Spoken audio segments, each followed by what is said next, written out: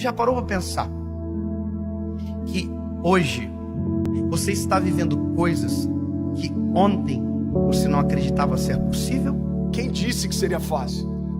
Jesus nunca disse que seria fácil, mas Ele deu uma promessa para nós: pode ser leve, porque eu vou trocar de fardo com você.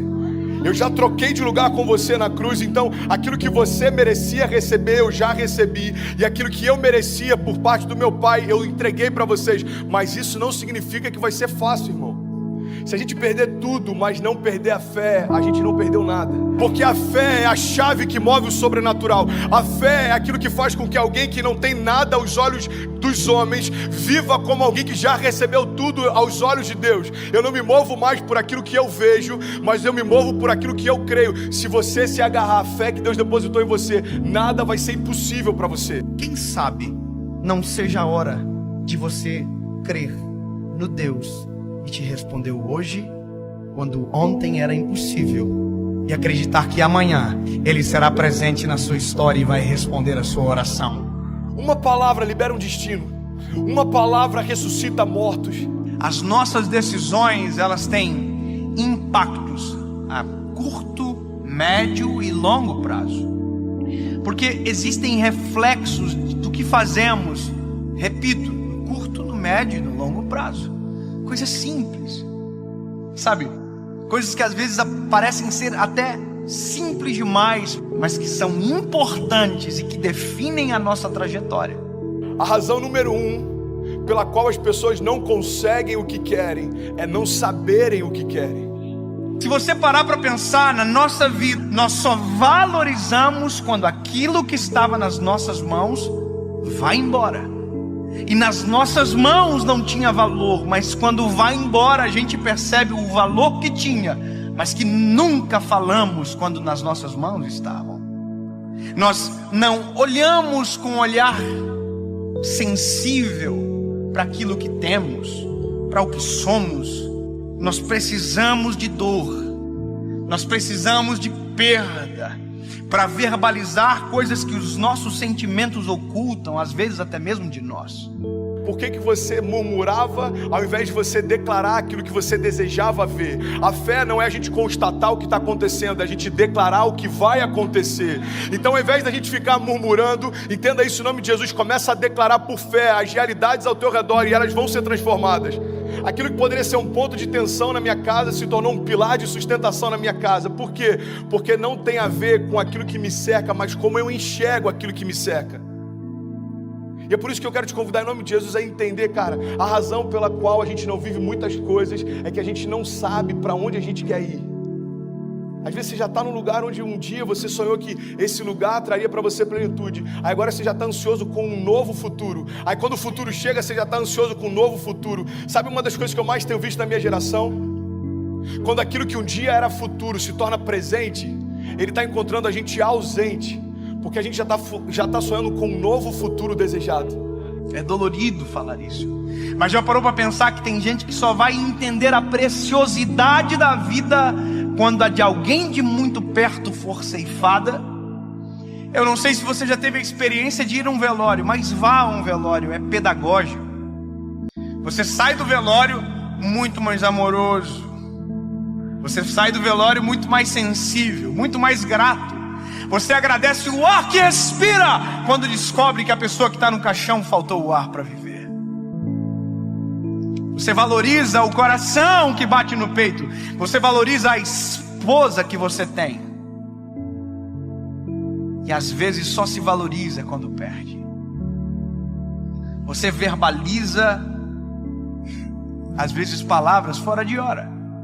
Vá a um velório onde alguém que perdeu o pai e que nunca disse que o amava, para você ver a dor que é. Ele abraça o caixão, ele grita: eu te amo! Mas essa palavra não surte mais nenhum efeito, porque quem precisava ouvir não ouve mais. Porque tem coisas que só valem enquanto há tempo, fora de tempo não vale mais. O seu posicionamento define os seus limites. Sabe, isso está ligado à tua fé, isso está ligado à tua família, isso está ligado ao teu chamado. O teu posicionamento define os seus limites. Tem milagres que você está esperando que aconteçam, mas você não deu os primeiros passos de fé para que eles se realizem. Tem romper que você está esperando que se manifeste, mas você ainda não deu os primeiros passos de fé para que ele aconteça. Tem momentos, irmão, que a gente está clamando para que Deus mande a chuva, mas a gente nem preparou a terra ainda. E Deus está falando: ei, se eu mandar a chuva do jeito que os campos estão, eu vou destruir a tua plantação, eu não vou te abençoar com isso.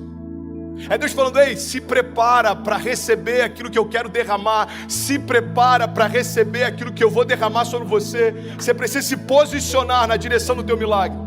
Nós não podemos deixar a nossa vida chegar a um momento aonde as esperanças não existem mais, porque aquilo que era para ter sido um tempo, perdeu-se o tempo. Perder para valorizar. Nós não precisamos disso.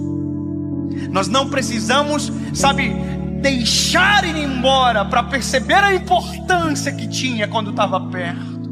Alguém que não é rei ainda, mas já se porta como tal, está preparado para assumir o trono. Você quer um exemplo claro? Deus unge Davi. Davi era improvável, Davi era desconhecido, Davi até para o seu pai e para os seus irmãos era invisível, mas a partir daquele dia, aos olhos de Deus, Davi já estava no trono. Só que aos olhos dos homens, olha para mim em nome de Jesus, como demorou um período entre a unção de Davi e Davi assumir o reinado. Aos olhos dos homens, os homens olhavam para o trono e viam Saul. Aos olhos de Deus, o trono estava vazio, irmão, porque o rei que era por direito ainda não havia se assentado lá. Ei, Deus está falando: tem tronos que você está olhando e parece que estão ocupados, aos meus olhos já foram esvaziados. Não se mova por aquilo que o homem vê. Eu não vejo como o homem vê. Talvez você está olhando para uma situação e ela parece intransponível. Jesus já está olhando lá na frente e já foi vencida. E ele está falando: ei, você está preocupado por conta dessa crise? Eu conheço o teu futuro. Eu sou aquele que, eu não tenho, entendi isso, irmão. Jesus, ele não está na eternidade, a eternidade está em Jesus. Então ele conhece a eternidade passada, a eternidade futura. É por isso que algumas crises para os céus não fazem sentido, porque às vezes uma crise financeira abate a gente, mas Jesus já sabe o que está te esperando na estação seguinte. E ele está falando para a gente nessa manhã: ei, você está preocupado por conta dessa crise? Filho, eu desenhei a tua história, eu sei onde você vai, fica tranquilo. Pare de reclamar daquilo que você ainda não se moveu para viver. Pare de reclamar do resultado de escolhas que você não fez. Para você viver a vida que você deseja, você precisa abrir mão da vida que você leva. 2 Crônicas 7,14 diz: se o meu povo, que se chama pelo meu nome, se humilhar e orar e buscar a minha face e se afastar dos seus maus caminhos, dos céus eu ouvirei, perdoarei os seus pecados e eu sararei a sua terra. Existe uma condicional. Deus está dizendo: olha, se o meu povo, que se chama pelo meu nome, se humilhar e clamar e se arrepender, o que ele está dizendo é o seguinte: se você der os passos de fé, os céus vão reagir àquilo que você está se movendo. Evangelho não tem a ver com conforto, Evangelho tem a ver com propósito. E é por isso que muitas vezes a conta não fecha. Irmão, quem disse que seria fácil? Eu quero te encorajar a você se posicionar na direção do seu destino, na direção do destino que Deus prometeu para você. Nada menos do que isso vai ser aceitável. Salmo 126, versículo 5 diz: aqueles que semeiam com lágrimas, com cantos de alegria colherão. Aquele que sai chorando enquanto semeia, voltará com cantos de alegria, trazendo seus feixes. Mas eu não posso fazer por você aquilo que só você pode fazer.